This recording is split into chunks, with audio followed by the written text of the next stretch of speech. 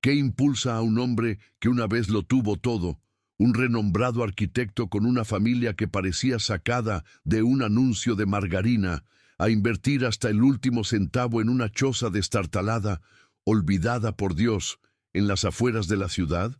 Arthur no compraba una propiedad, compraba un mausoleo para su alma. Justo un año antes, el silencio ensordecedor de una llamada telefónica destrozó su vida, su esposa, el amor de su vida, y su hijo de 5 años no volverían a casa, víctimas de un conductor imprudente. Ahora solo quería un lugar aislado, donde el mundo ya no pudiera alcanzarlo, donde pudiera desintegrarse en paz. Pero el destino, amigos míos, es un guionista irónico. En el lugar que eligió para morir, la vida lo esperaba en su forma más cruda, frágil y desesperada. No encontró vacío. Encontró a una joven madre, casi una niña, y a 2 bebés hambrientos. El final de esta historia, les garantizo, les sorprenderá de una manera que jamás imaginaron. Si crees que la vida puede sorprendernos, incluso cuando todo parece perdido, necesito que hagas 3 cosas ahora mismo. Primero, dale me gusta a este video. Me gusta, no te cuesta nada. Pero es una señal poderosa para YouTube de que esta es una historia de superación que merece, que necesita, llegar a más corazones que quizás necesiten esperanza.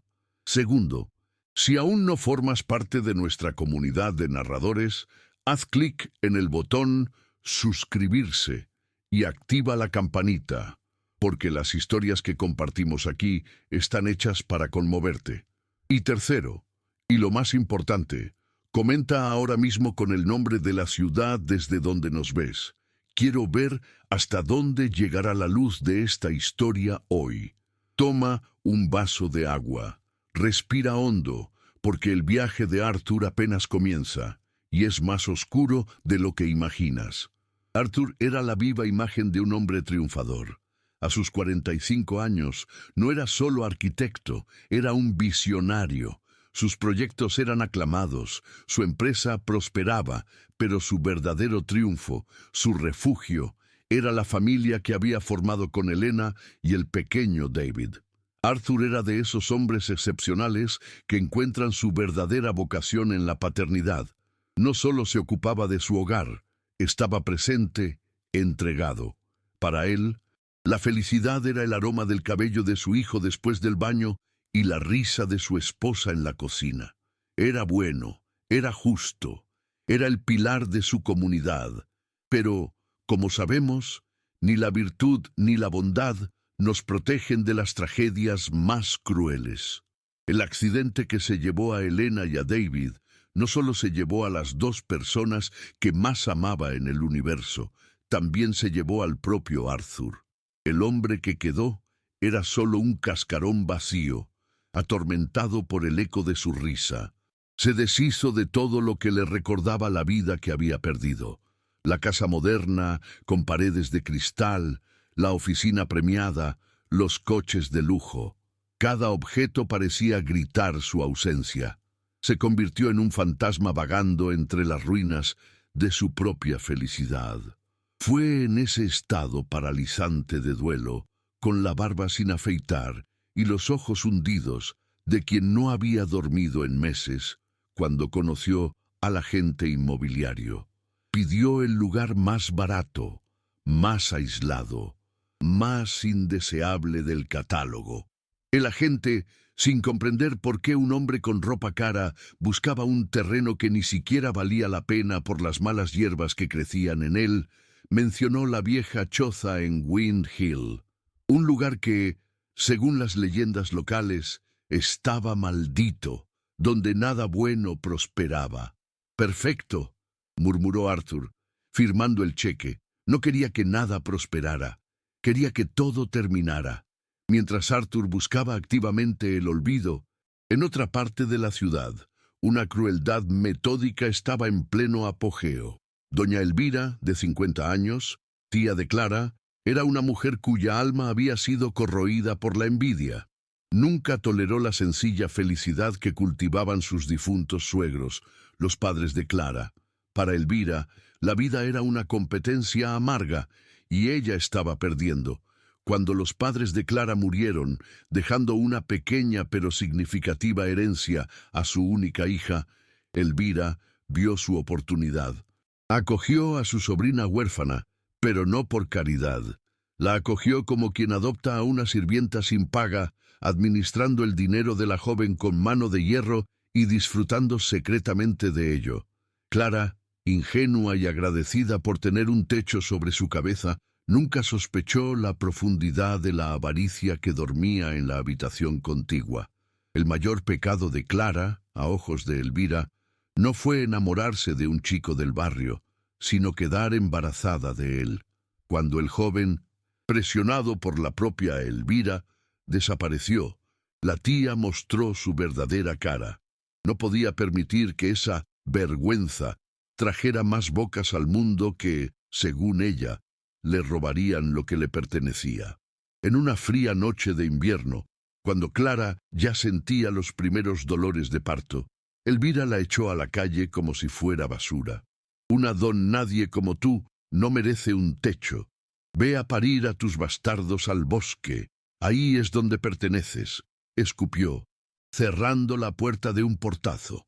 No solo la expulsó, se aseguró de que todo el pueblo supiera que Clara era una alma perdida, para que ninguna puerta se abriera para ella.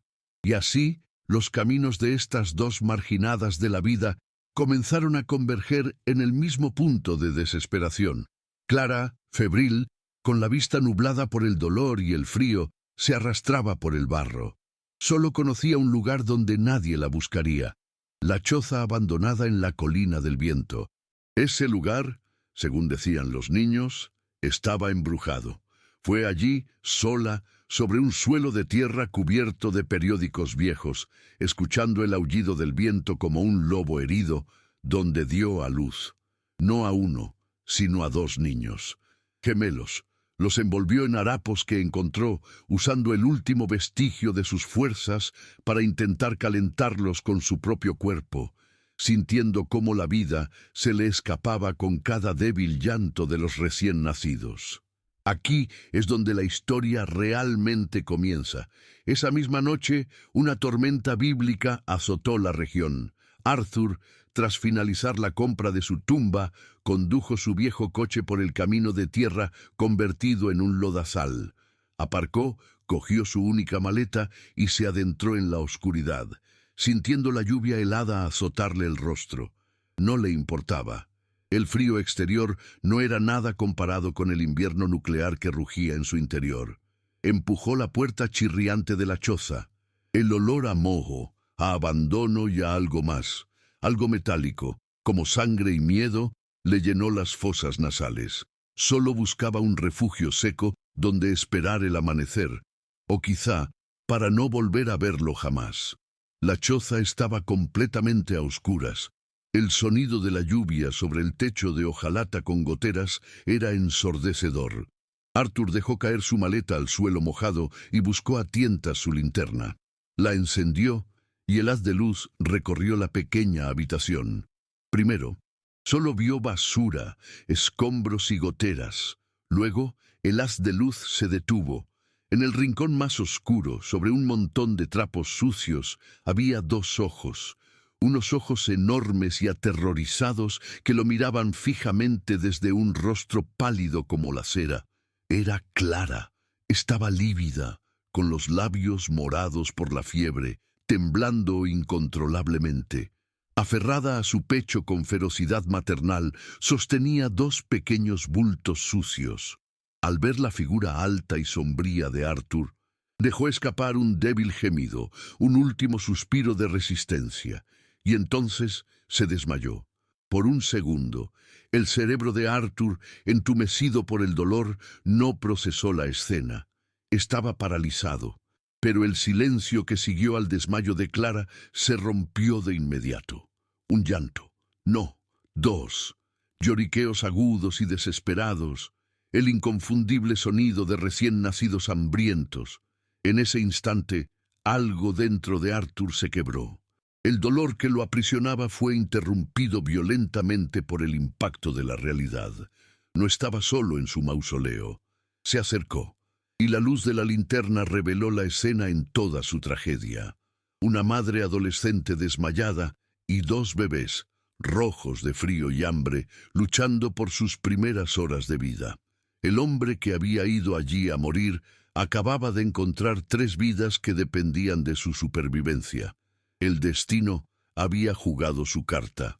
Los llantos agudos de los gemelos fueron como un desfibrilador aplicado directamente al pecho helado de Arthur. Todo el dolor que lo había mantenido al borde de la muerte, todo el entumecimiento que había cultivado durante 12 largos meses, se evaporó en un instante, reemplazado por una adrenalina primigenia que no había sentido desde que se convirtió en padre. Ese sonido, el sonido de la vida frágil, de la dependencia absoluta, vio, como un destello, el rostro de su propio hijo, David, en los rasgos diminutos y arrugados de esos bebés. Miró a Clara, inconsciente, un espectro en el suelo mugriento. El arquitecto que había planeado renunciar a todo, el padre que había perdido su propósito, de repente vio ante sí un proyecto urgente. No era un proyecto de hormigón y cristal, era un proyecto de supervivencia. Se arrancó el grueso abrigo seco que llevaba puesto y, sin pensarlo 2 veces, los cubrió a los 3. Su dolor ya no importaba, la muerte podía esperar. Salió corriendo, de vuelta a la tormenta que azotaba la colina. El barro parecía aferrarse a sus pies, intentando impedirle salvar esas vidas, pero la imagen de los bebés, azulados y helados, lo impulsó con una fuerza desconocida. Se subió al coche, cuyo motor protestaba contra el intenso frío, y aceleró por el camino de tierra, con los neumáticos patinando peligrosamente en el agua. No sabía exactamente qué hacer, pero instintivamente sabía lo que necesitaban: calor, comida, medicinas. Condujo como un loco hasta la única farmacia abierta las 24 horas del pueblo vecino. Para el farmacéutico, aún adormilado, debió de parecer un fantasma, un hombre empapado y cubierto de barro, con los ojos desorbitados, comprando leche de fórmula, biberones, antipiréticos, vendas y mantas, todo lo que encontraba. El regreso a la cabaña fue una lucha desesperada contra los elementos y, sobre todo, contra el tiempo. Con cada minuto que pasaba, el trueno se hacía más fuerte y Arthur imaginaba el peor escenario posible. ¿Y si regresaba y era demasiado tarde? ¿Y si Clara no despertaba? Entró de golpe en la cabaña cargando las bolsas, con el corazón latiéndole con tanta fuerza que casi lo ahogaba. La escena era la misma que había dejado, pero el llanto de los bebés era peligrosamente más débil. Un pánico escalofriante se apoderó de él. Dejó caer todo sobre el suelo seco que encontró y con manos temblorosas, las mismas manos que una vez habían dibujado rascacielos premiados, preparó el primer biberón mezclando la leche con el agua mineral que había comprado. Tomó al primer bebé, un bulto de huesos y piel fría. El bebé se resistió un instante y luego, instintivamente, succionó la leche con sorprendente fuerza. Mientras un bebé comía con avidez, el otro lloraba al oler la comida.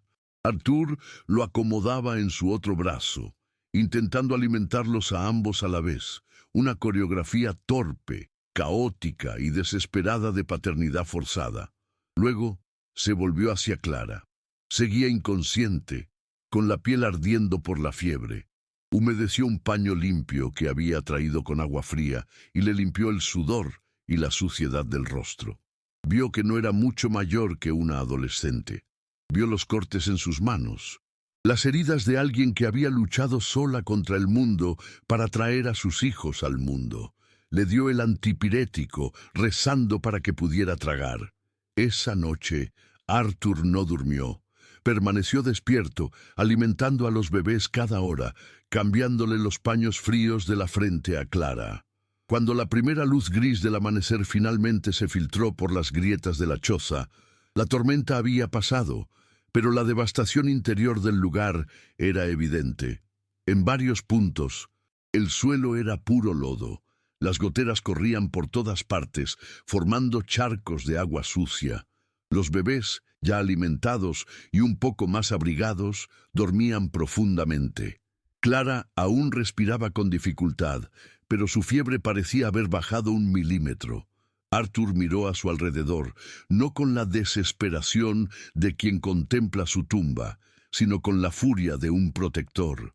El hombre que había ido allí para entregarse a la nada, ahora tenía una misión clara. No podía permitir que esos niños pasaran ni un segundo más en ese ambiente insalubre. El arquitecto, el constructor, el protector que llevaba dentro, tomó el control absoluto. No se limitaría a arreglar las goteras, construiría una fortaleza. El segundo día estuvo repleto de intenso trabajo manual. Arthur vació su coche de sus pocas pertenencias, una maleta con ropa, algunos libros y una caja de herramientas completa que siempre llevaba consigo por costumbre. Regresó al pueblo, pero esta vez su destino era la ferretería. Compró lonas gruesas, clavos, tablones de madera y una pequeña estufa portátil de leña. Los vecinos de la tienda lo miraron con palpable extrañeza. Era el forastero adinerado que, según los rumores que ya circulaban, había comprado la choza maldita de la colina. Pocos sabían que la maldición de aquel lugar se estaba rompiendo gracias al más puro acto de compasión. Regresó y con furia contenida se puso a trabajar. Primero, el tejado. Subió bajo la llovizna que aún caía y extendió la lona clavándola firmemente para sellar las goteras más importantes. Dentro de la choza el aire era denso, frío y húmedo. Lo más importante era el calor. Arthur instaló la pequeña estufa de leña en el centro de la habitación, improvisando ingeniosamente una chimenea con una ventana rota. Usó leña vieja y seca que encontró apilada en la parte trasera de la propiedad, y en poco tiempo un fuego crepitó, vivo y palpitante. ¿Te imaginas la diferencia que supuso esa llama? El calor seco y acogedor empezó a empujar el moho y la humedad hacia los rincones. Por primera vez desde que nacieron, los gemelos dejaron de temblar. Cubrió el rincón más seco de la choza con más lonas y extendió las mantas limpias que había comprado, creando un nido seguro en medio de lo que, horas antes, había sido un basurero de basura y desesperación. Clara despertó al tercer día. No la despertó el aullido del viento ni la lluvia, sino el olor a leña quemada y el suave tarareo de una vieja nana que no reconocía. Era Arthur, meciendo a uno de los bebés en sus fuertes brazos. El pánico la invadió al instante. Intentó gritar, pero tenía la garganta seca y áspera. Se acurrucó, atrayendo instintivamente al otro bebé hacia sí en el nido improvisado. Vio a aquel hombre extraño, grande y barbudo. Podría ser peligroso. Pero entonces vio el fuego, vio el techo que ya no goteaba, vio el biberón vacío junto a su hijo, sintió que estaban secos y, lo más importante, se dio cuenta de que estaban vivos. El miedo dio paso a una confusión abrumadora. Arthur se dio cuenta de que estaba despierta y se acercó despacio, con la cautela de quien se acerca a un pájaro asustado. «Tranquilízate», dijo con la voz ronca por la falta de uso y la emoción. «No te haré daño. Yo te encontré hace 2 noches. Estás enferma». Los bebés tenían hambre. Le ofreció una taza de caldo caliente que había preparado en la pequeña estufa. Clara miró del caldo humeante al rostro del hombre. Vio una profunda tristeza en sus ojos, un dolor tan antiguo y tan inmenso que parecía no dejar lugar para la malicia. No entendía quién era ni por qué estaba allí, pero aceptó el caldo. Era lo primero caliente que comía en días. Mientras bebía, las lágrimas comenzaron a rodar silenciosamente, limpiando la suciedad de su rostro. En los días siguientes se instaló una rutina frágil y silenciosa. Arthur no le preguntó qué había pasado. Quién era el padre ni por qué estaba allí. Y ella no le preguntó por qué un hombre como él estaba en aquella choza inmunda. Su comunicación se basaba en las necesidades básicas. Él reparaba, ella se encargaba de todo. Él salía a comprar provisiones, ella limpiaba a los bebés. Él reforzaba las paredes de la choza con tablones de madera que encontraba, luchando contra el viento helado que insistía en colarse por las grietas. Ella, recuperando fuerzas con cada sorbo de caldo, comenzó a organizar el pequeño espacio, doblando las telas, manteniendo el nido limpio. Arthur descubrió algo impactante. Por primera vez en un año, no pensó en Elena y Davy con aquel dolor agudo y paralizante. De hecho, pensaba en ellos con un sentido de propósito. Usaba las habilidades que había aprendido de su propio hijo, como sostener un biberón en el ángulo correcto, comprobar la temperatura de la leche con la muñeca, mecer a un bebé para que se durmiera, para salvar otras vidas. Usaba sus conocimientos de arquitectura no para construir monumentos a la vanidad, sino para asegurarse de que la precaria estructura no se derrumbara sobre ellos. El dolor de Arthur no había desaparecido, por supuesto que no, pero se había transformado. Dejó de ser un agujero negro que absorbía toda la luz a su alrededor y se convirtió en el combustible que lo impulsaba a proteger a esta nueva familia. Lloraba por una familia que no pudo salvar, y la única forma de honrar ese recuerdo era salvando a la que había encontrado. Y Clara lo observaba con ojos grandes y cautelosos. Vio la sorprendente ternura con la que sostenía a los gemelos. Incluso les había puesto provisionalmente los apodos de Luz y Sombra, porque la niña era más tranquila y observadora y el niño lloraba más fuerte, exigiendo atención. Vio su frustración cuando la leña estaba húmeda, no por él, sino porque la cabaña se enfriaría y los bebés podrían sentirlo. Ella, que solo había conocido el abandono cobarde de su novio y la crueldad despiadada de su tía, presenciaba una forma de cuidado masculino, de protección, que desconocía que existiera en el mundo. Ella era la inocencia perseguida, y él, el protector herido. Eran dos náufragos aferrados el uno al otro en medio del océano, y los bebés, la boya que les impedía hundirse. Pasó una semana. La choza, aunque seguía siendo una choza, ahora era un hogar. Había un olor constante a leche de fórmula y a pino quemado. Ya no amó, podredumbre y desesperación. Arthur incluso había comprado una cuna portátil usada en el pueblo y la había colocado junto al nido. Fue entonces cuando sucedió. Tomó en brazos a la pequeña Luz y ella abrió los ojos y lo miró. No era la mirada vacía de una recién nacida. Parecía que de verdad lo veía. Y, por primera vez en 365 días, Arthur sonrió. No fue una gran sonrisa, solo un leve movimiento de labios, pero sintió como si un terremoto sacudiera su rostro, que había estado congelado por el dolor. Sintió algo cálido, algo físico, en el pecho. Era la vida, era un propósito. Esa noche, sentados junto al calor de la estufa, Clara finalmente contó su historia. Habló en voz baja mientras amamantaba a uno de sus hijos. La leche por fin había bajado gracias a la lactancia y al fin de la fiebre, sobre la muerte de sus padres, sobre la avaricia de su tía Elvira, sobre la expulsión en la noche más fría del año. Habló del parto solitario en el suelo helado, del terror de pensar que los tres morirían allí. Arthur escuchó en silencio, con la mandíbula apretada. En su interior, una nueva emoción bullía bajo el hielo del dolor. Ira, una ira pura, justa y fría. Conocía gente como doña Elvira, gente que se aprovechaba de la debilidad ajena. Sintió una necesidad visceral de proteger a Clara no solo del frío y el hambre, sino también de la crueldad del mundo que la había desechado. La simbiosis entre ellos era completa, perfecta en su tragedia. Arthur lloraba la pérdida de una familia que no pudo salvar, una familia que le habían arrebatado.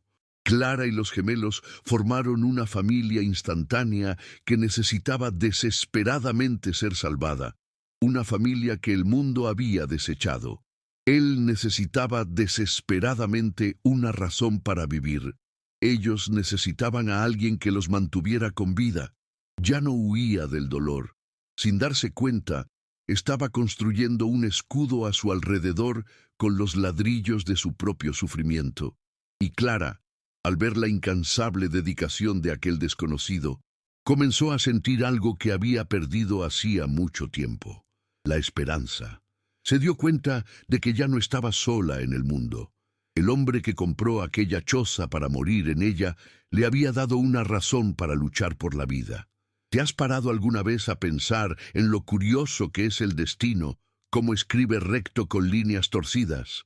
Arthur, con todo su dinero y su éxito anterior, no pudo evitar la muerte de su familia. Buscó el lugar más miserable de la tierra, la escoria de la sociedad, para encontrar un reflejo de su miseria interior.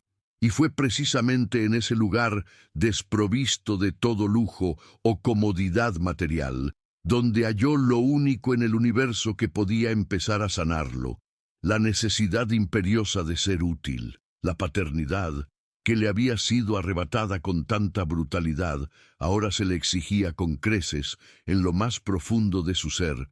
Ya no era el artífice del duelo, era el guardián de la choza, el protector de los inocentes. Incluso empezaron a reír. Fue un sonido bajo, casi un sobresalto. Sucedió cuando el niño, Sombra, después de beber su biberón, eructó tan fuerte que resonó como un trueno dentro de la pequeña habitación. Clara se tapó la boca con la mano y Arthur soltó una risa ronca que sonó más como una tos. Era un sonido débil, pero real. La choza se llenaba de vida, de olor a bebé, de calor y, ahora, de risas. Arthur, sintiendo esa punzada de alegría, empezó a hacer planes concretos. Miró el terreno circundante, ahora visible bajo la luz del sol. «Aquí», le dijo a Clara, más para sí mismo, señalando un terreno llano. Sería una buena habitación para ellos, con una ventana grande para que entre el sol de la mañana. Clara lo miró asombrada. No hablaba de arreglar la choza, hablaba de construir una casa. Pero, como bien sabemos, amigos míos, la felicidad de los justos, por frágil que sea, suele perturbar profundamente a quienes viven en las sombras. El pequeño pueblo no tardó en notar los cambios en Wind Hill. La choza maldita ya no estaba oscura y silenciosa. Cada noche se veía una luz cálida, y lo más intrigante de todo, salía humo de la chimenea improvisada, una clara señal de vida. El viejo coche de Arthur, aparcado permanentemente a la entrada del sendero, se convirtió en objeto de intensas especulaciones. ¿Quién era ese hombre? ¿Qué hacía allí, en ese lugar que todos evitaban? Los rumores empezaron a circular en el único mercado del pueblo, adquiriendo detalles cada vez más sórdidos con cada boca. «Oí que es un fugitivo de la policía», dijo una mujer en la caja, con la seguridad de quien lo sabe todo. «No, no», replicó otra, «es uno de esos ermitaños locos, pero lo más extraño es que el farmacéutico dijo que compra leche para bebés. Mucha leche, y leche cara». La noticia de que había niños en aquel lugar insalubre se mezcló rápidamente con la leyenda urbana de la maldición, creando una narrativa siniestra y peligrosa. La gente no vio un acto de bondad, vio un peligro, una anomalía, algo que debía investigarse. La curiosidad se convirtió en sospecha, y la sospecha se propagó velozmente, llevada por el viento de la malicia humana, hasta los oídos más deseosos de escucharla. Los rumores, venenosos y distorsionados, llegaron a oídos de doña Elvira. Estaba en la peluquería, quejándose del precio del tinte, cuando oyó la conversación de la silla de al lado. Hablaban de un hombre extraño, un coche caro y bebés en la choza abandonada. A Elvira se le heló la sangre. Sabía, con una certeza visceral, que solo podía tratarse de Clara. Pero, ¿bebés? ¿En plural? ¿Y un hombre? Su primera reacción no fue de preocupación ni de remordimiento por la sobrina a la que había expuesto a todo el lío. Fue puro terror, un terror completamente egoísta. ¿Y si ese hombre era alguien importante? ¿Un abogado? ¿Un policía? ¿Y si descubría qué había hecho con la herencia de los padres de Clara? La codicia de Elvira fue rápidamente superada por su crueldad innata. El miedo a ser descubierta se mezcló con una rabia profunda. ¿Cómo se atrevía Clara a sobrevivir? ¿Cómo se atrevía a buscar ayuda, a encontrar protección? En la mente retorcida de Elvira, la supervivencia de Clara era una afrenta personal, un insulto a su autoridad. No podía, bajo ninguna circunstancia, permitir que su sobrina encontrara felicidad o estabilidad alguna. Si ese hombre descubría la pequeña herencia que había robado, estaría perdida. Elvira necesitaba actuar, y necesitaba actuar rápido, no para salvar a Clara, sino para destruirla de una vez por todas. Necesitaba recuperar el control de la historia. Doña Elvira se puso entonces sus mejores ropas, las que usaba para la misa dominical. Practicó frente al espejo una expresión de profunda preocupación y angustia, y se dirigió directamente a la Oficina de Servicios de Protección Infantil de la ciudad. Entró en el despacho de la consejera principal, una mujer llamada Doña Beatriz, y se derrumbó con lágrimas fingidas. Todo un espectáculo de falsedad. Ya no sé qué hacer. Doña Beatriz, sollozó, apretando un pañuelo entre las manos. Es mi sobrina, Clara. Ella nunca ha estado bien de la cabeza, ¿sabe? Desde que murieron sus padres, siempre ha sido inestable. Describió a una joven con problemas mentales, una pobre criatura a la que había intentado ayudar con todas sus fuerzas, pero que se había escapado de casa en un episodio psicótico. Entonces, asestó el golpe final, bajando la voz como si revelara un terrible secreto. Me enteré, y me parte el corazón, que vive en esa choza inmunda en Wind Hill.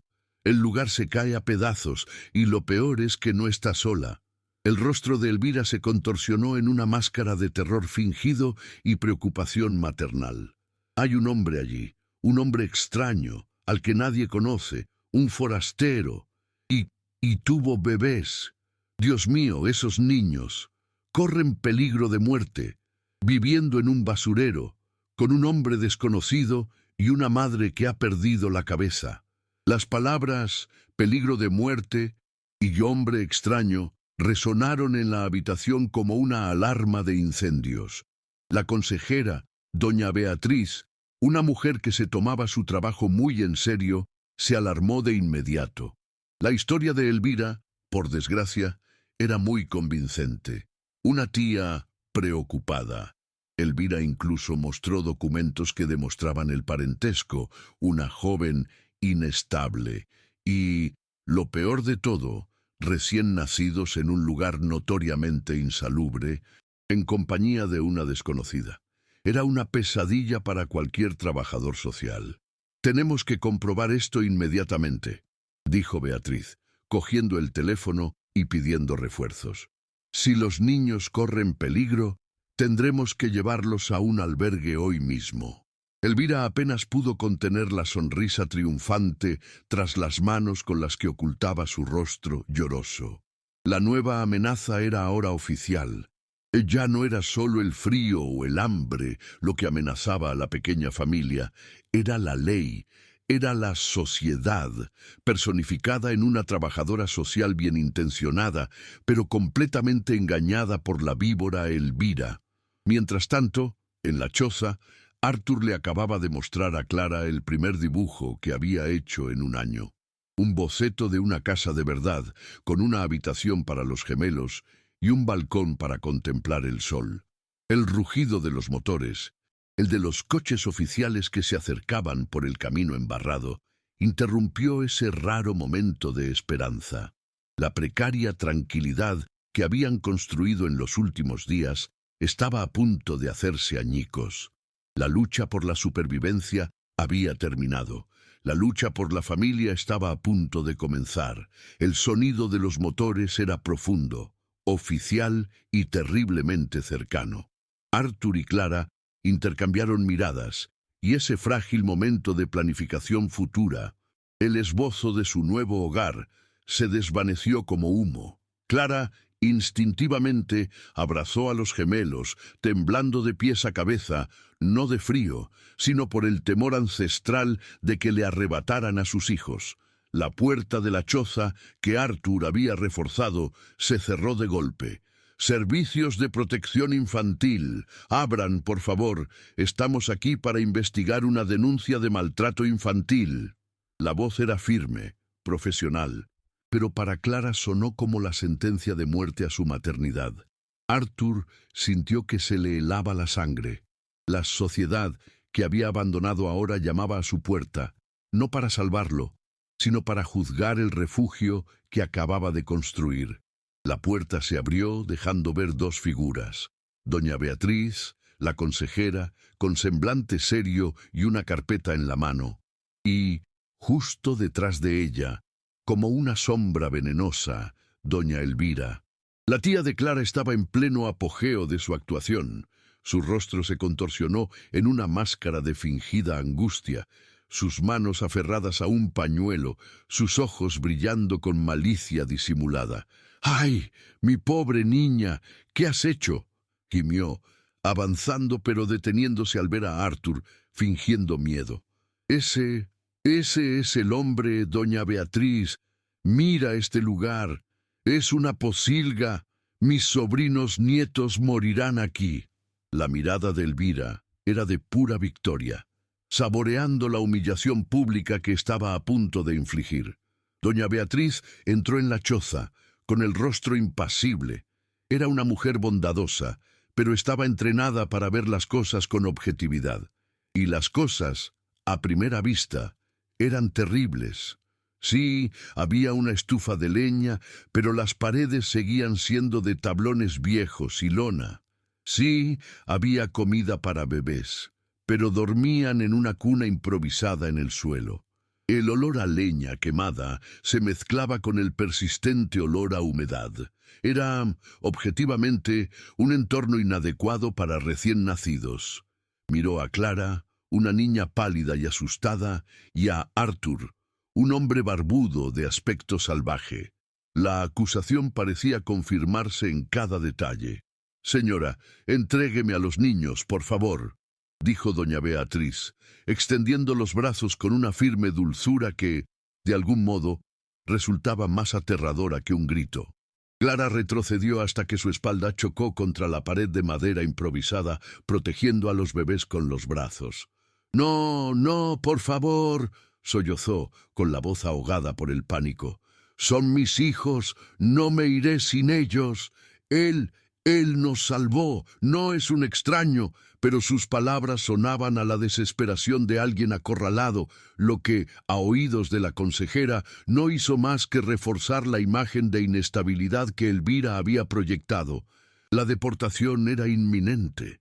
Fue en ese preciso instante, al ver la absoluta desesperación en los ojos de Clara y la sonrisa triunfante, casi imperceptible, en los labios de Elvira, que algo cambió en Arthur. No fue una decisión lógica, fue una explosión sísmica en su alma. Todo el dolor, toda la culpa, toda la apatía que lo había definido durante un año se solidificaron en una sola emoción cristalina: furia protectora. Comprendió lo que Elvira estaba haciendo. No estaba protegiendo a los niños, estaba destruyendo una familia por segunda vez en su vida. Se dio cuenta de que su dolor no había terminado, se había transformado. El sufrimiento por la familia que perdió se convirtió en la fuerza para luchar por la familia que encontró. El arquitecto muerto dio paso al hombre de familia. Arthur respiró hondo y, por primera vez en meses, se irguió.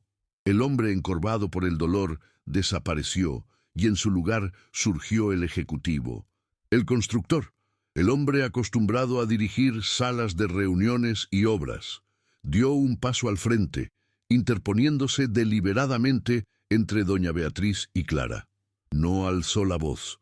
Habló con una calma gélida y una autoridad que paralizó a todos en la sala, incluida Elvira. Doña Beatriz, comprendo su preocupación y respeto su trabajo, pero está actuando con información falsa, proporcionada por una fuente malintencionada. La mirada que le dirigió a Elvira fue tan penetrante que ella retrocedió un paso, y su sonrisa triunfante se desvaneció por primera vez. Para empezar, continuó Arthur, con su voz resonando en la pequeña choza, no soy un extraño, ni un intruso viviendo en un basurero. Me llamo Arthur Valenza. Caminó hacia su maleta, que estaba en un rincón seco, y sacó un maletín de cuero. Lo abrió y le entregó un documento a doña Beatriz. Esta es la escritura. Soy el propietario legal de este terreno y de todo lo que hay construido en él, incluyendo esta estructura. Lo compré y lo pagué al contado hace más de una semana. No soy un extraño en mi propia casa. La concejala miró el documento, sorprendida. El nombre le resultaba familiar. El valor de la transacción, aunque bajo para un terreno, era legítimo. La primera parte de la acusación de Elvira acababa de desmoronarse. Segundo, dijo Arthur, sacando otro papel de su carpeta. No era un documento legal. Era el boceto que le estaba mostrando a Clara, el que contenía el plano de la nueva casa. No soy un vagabundo, como probablemente te dijo esta señora, señaló a Elvira. Soy arquitecto. Hasta hace poco era dueño de una de las firmas de arquitectura más grandes del estado. Le entregó el boceto y su carné del Colegio de Arquitectos a doña Beatriz. Lo que ves aquí no es una vivienda permanente, es un refugio de emergencia. Los estoy cuidando mientras finalizo los planos de la casa segura y moderna que comenzará a construirse en este mismo lugar la semana que viene. Por cierto, ya contraté al constructor. Doña Beatriz echó un vistazo a los planos, claramente profesionales, y luego al portafolio de Arthur. El nombre Arthur Valenza le sonaba familiar. Era ese Arthur Valenza, el genio arquitecto que había desaparecido misteriosamente tras la tragedia que se cobró la vida de su familia. La prensa local lo había publicado. La imagen del hombre extraño y peligroso se desvaneció al instante, reemplazada por la de un hombre profundamente respetable, sumido en el dolor. Pero, ¿por qué? Empezó a preguntar, la confusión reemplazando la sospecha. Elvira, al darse cuenta de que la situación se había invertido, intentó intervenir. Eso no cambia nada. Es un desconocido para ella. La secuestró. Está loca. Miente, dijo Arthur con voz atronadora. Esta mujer, señaló directamente a Elvira, arrojó a su propia sobrina, embarazada de gemelos, a la intemperie, dejándola morir congelada, probablemente para robarle la herencia que le dejaron sus padres. La encontré aquí, doña Beatriz, a punto de morir. No la secuestré, le salvé la vida a ella y a sus hijos. Luego se volvió hacia Clara, quien lo miró con una mezcla de asombro y adoración. Suavizó la mirada y pronunció la última palabra, la declaración que lo cambiaría todo. Y ella no es una desconocida para mí, y yo no soy un desconocido para ella. Arthur se arrodilló ante Clara, ignorando el barro seco del suelo, a la consejera y a la furiosa tía. Tomó la mano libre de Clara. Clara, no puedo prometerte que el pasado desaparecerá. El mío no lo ha hecho, pero puedo prometerte un futuro. Puedo prometerte un hogar. Puedo prometerte que tú y tus hijos nunca más pasarán hambre, frío o miedo. Y entonces miró a doña Beatriz, pero sus palabras iban dirigidas a Clara. Doña Beatriz no tiene que preocuparse por la estabilidad de esta familia. Clara y yo estamos comprometidos, y en cuanto nos casemos, solicitaré la adopción legal para que estos niños lleven mi apellido. Mis hijos. El silencio que siguió fue absoluto, interrumpido solo por el crepitar del fuego en la estufa. Clara, cuyas lágrimas eran ahora de pura sorpresa y alivio, asintió simplemente, incapaz de articular palabra. Sí, susurró apretando su mano.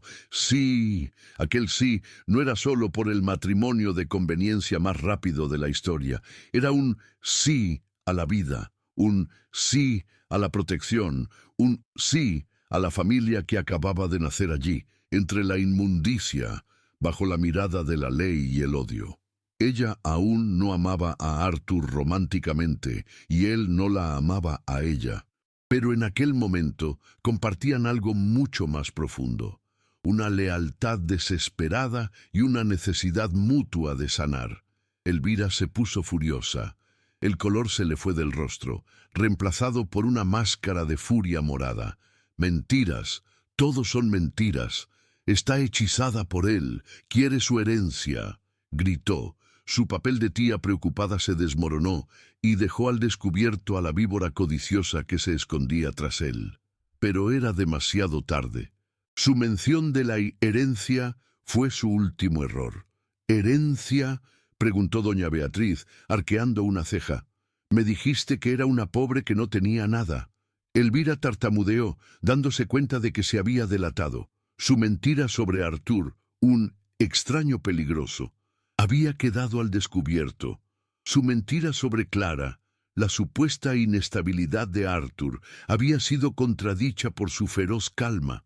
Estaba desacreditada, humillada, desnuda en su propia maldad. Doña Beatriz guardó su portapapeles, miró a Arthur, viendo ya no a un ermitaño, sino a un protector. Vio a Clara, no como una loca, sino como una víctima, y vio a los bebés, durmiendo plácidamente, calentitos y alimentados. Señor Valenza, dijo con voz respetuosa, la situación aún es irregular, logísticamente hablando. Pero no veo un riesgo inminente, veo un plan concreto, un protector económicamente estable y, francamente, veo una familia. Suspiró. No vamos a llevarnos a los niños, pero los vigilaremos. Quiero ver el contrato del contratista en mi escritorio mañana y quiero informes semanales sobre la salud de los gemelos. Y felicidades por su compromiso. Lanzó una última mirada de desdén a Elvira. En cuanto a usted, quizá deberíamos hablar sobre fraude y falsas acusaciones. Elvira salió tambaleándose de la choza, derrotada no solo por Arthur, sino también por su propia avaricia. Doña Beatriz les dedicó a Arthur y Clara un último gesto de respeto y cerró la puerta. El sonido de los motores alejándose fue, esta vez, el sonido más dulce del mundo, el sonido de la victoria. En cuanto volvió el silencio, Clara se derrumbó, llorando. Pero esta vez era un llanto de alivio, un llanto que borraba meses de dolor y miedo. Arthur la abrazó, un abrazo torpe que incluía a los dos bebés. Y allí, en esa choza que había comprado para que fuera su tumba, Arthur se encontró sosteniendo toda su nueva vida. El refugio se había convertido en un hogar. La sanación había comenzado. 5 años después, el viento seguía soplando en Wind Hill, pero ya no aullaba contra las tablas podridas. Silbaba suavemente entre las hojas de un frondoso roble que daba sombra al verde césped de una casa. Donde antes se alzaba la choza maldita, ahora se erguía una obra maestra de la arquitectura moderna y acogedora. Era una casa de madera, cristal y piedra, diseñada no para impresionar a las revistas, sino para albergar risas. El jardín estaba lleno de juguetes, un columpio, un pequeño tobogán y varias pelotas de colores. La maldición había sido reemplazada por la vida más pura y vibrante. Un grito de alegría rasgó el aire de la tarde.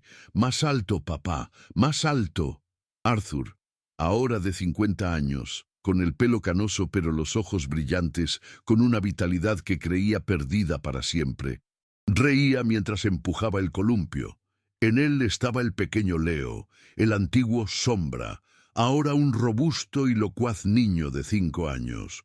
Su hermana gemela, Liz, la antigua Luz, Estaba en el césped concentrada, intentando enseñarle al perro de la familia a sentarse. Estaban sanos, bulliciosos, felices y, sobre todo, a salvo. No recordaban la choza, el hambre ni el frío. Su mundo comenzaba y terminaba en aquel jardín seguro, bajo la atenta mirada del hombre al que llamaban padre. La puerta de cristal de la casa se abrió y Clara salió al balcón. A sus 27 años ya no era aquella chica asustada y pálida. Era una mujer radiante, con una serena confianza. Había retomado sus estudios y ahora dirigía los proyectos filantrópicos de la nueva Fundación Valença, ayudando a otras madres jóvenes en situación de riesgo. La conveniencia de aquel compromiso precipitado había florecido, con el tiempo y la sanación mutua, en un amor profundo y tranquilo, un amor basado en la gratitud y el respeto, y en sus brazos, envuelto en una manta azul, estaba la prueba viviente de esta unión, el pequeño Davi, de 6 meses, su hijo biológico con Arthur. Arthur dejó de empujar el columpio y caminó hacia el porche, secándose el sudor de la frente. Leo y Liz corrieron tras él, aferrados a sus piernas. Besó la coronilla de sus hijos mayores y luego le dio un suave beso a Clara, mirando a la bebé en sus brazos, que tenía los ojos de la esposa que había perdido y la sonrisa de la esposa que había encontrado. Observó el jardín. Recordó al hombre que llegó allí, un hombre que solo deseaba el fin del mundo, y comprendió que, en efecto, el mundo había terminado, y uno nuevo, mucho mejor, se había construido en su lugar. La familia estaba completa, forjada en el fuego de la tragedia, pero fortalecida por la decisión de amar de nuevo. La historia de Arthur y Clara nos enseña una de las lecciones más profundas y, a veces, más difíciles de aceptar sobre la vida. A veces, los lugares más oscuros, los rincones más olvidados y malditos de nuestro mundo y de nuestra propia alma, albergan las bendiciones más inesperadas. Arthur no fue a la cabaña buscando una familia, fue buscando un final, un lugar que reflejara el vacío que sentía en su interior. Creía que la cura para su dolor insoportable era el aislamiento, aislarse del mundo que le causaba tanto sufrimiento. Sin embargo, el destino, en su irónica sabiduría, le mostró que la verdadera cura para una herida insoportable no se encuentra en huir de la vida, sino en encontrar a alguien cuya vida puedas ayudar a salvar. No sanó olvidando su dolor, sanó encontrando un propósito mayor que él. Consideremos la paradoja central de esta historia. Arthur, un arquitecto millonario, lo perdió todo en su lujosa casa, y fue en el lugar más miserable de la tierra, una choza en ruinas, donde reconstruyó su felicidad desde cero. Lo que toda la ciudad veía como un lugar maldito era, en realidad, una guardería disfrazada, un punto de encuentro secreto que el destino había dispuesto para 2 almas igualmente atormentadas. La crueldad de doña Elvira, el acto de maldad que llevó a Clara al borde de la muerte, fue el catalizador necesario para que ocurriera el milagro. Sin injusticia no habría redención. Sin la oscuridad absoluta de aquella tormenta, Arthur jamás habría visto la frágil luz de aquellos recién nacidos. La vida, amigos míos, a menudo utiliza a nuestros peores enemigos como instrumentos para brindarnos nuestros mayores dones. ¿Y nosotros? ¿Cuántas veces, cuando el dolor, la traición o el fracaso nos golpean, nuestra primera reacción es levantar muros? Nos aislamos, como Arthur, buscando nuestra propia cabaña metafórica para escondernos del mundo. Nos decimos que nunca volveremos a confiar, que nunca volveremos a amar, que es más seguro estar solos con nuestro dolor. Pero esta historia nos plantea, ¿y si tu sanación no está dentro de tu muro, sino al otro lado? ¿Y si, mientras te centras en tu propia herida, hay alguien ahí fuera cuyo dolor tienes el poder de aliviar? A veces, La única manera de salvarnos es tender la mano y salvar a otra persona, incluso cuando sentimos que ya no tenemos nada que dar. Ahora quiero hacerles una pregunta directa y les pido que sean completamente honestos en los comentarios. ¿Qué opinan de personas como Doña Elvira? Todos conocemos a alguien así. Alguien que parece disfrutar con la desgracia ajena. Alguien cuya envidia es tan corrosiva que necesita destruir la luz de los demás para sentirse un poco mejor en su propia oscuridad. ¿Creen que la humillación pública que sufrió fue suficiente? ¿O piensan que merecía un castigo legal mucho más severo por robar la herencia y sobre todo por poner en peligro la vida de 3 personas por pura malicia? ¿Cuál sería, para ustedes, la justicia perfecta para un personaje como Elvira? Su opinión es muy importante para mí. Así que desahóguense abajo. Deja tu opinión sincera aquí en los comentarios. Me esfuerzo por leer tantos comentarios como puedo para saber qué piensas sobre estas historias. Y si esta historia, si la transformación de Arthur de un hombre destrozado a un padre protector te ha conmovido de alguna manera, te pido que no te vayas de este video sin darle a me gusta. Tu me gusta es nuestra mayor recompensa. Y si aún no formas parte de nuestra comunidad, haz clic en el botón suscribirse y activa la campanita, porque las historias que contamos aquí buscan demostrar que, por muy oscura que sea la noche, el sol siempre encuentra la manera de volver a salir. Gracias por acompañarme hasta el final. La historia de Arthur, Clara, Leo y Liz demuestra que las familias más fuertes no son las que nunca se rompen, sino las que se construyen a partir de fragmentos rotos. Y si te conmovió la casa que Arthur construyó sobre los cimientos del dolor, no puedes perderte la historia que aparece ahora en tu pantalla.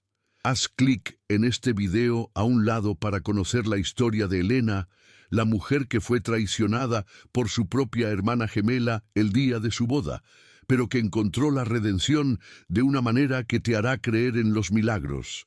Nos vemos allí.